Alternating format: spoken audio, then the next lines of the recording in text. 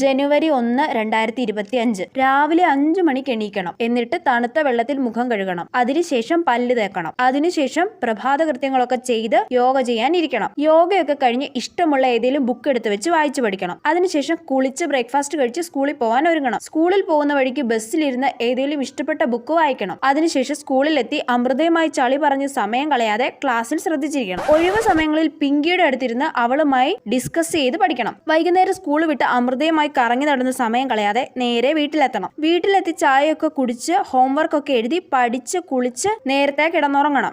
Set. 2025 തൊട്ട് നീതുമോള് നന്നാവാൻ പോവാണല്ലോ. ഡിങ്ക ഡിങ്ക. അമ്മേ, നാളെ എന്നെ രാവിലെ 5 മണിക്ക് വിളിച്ചെഴുന്നേപ്പിക്കണേ.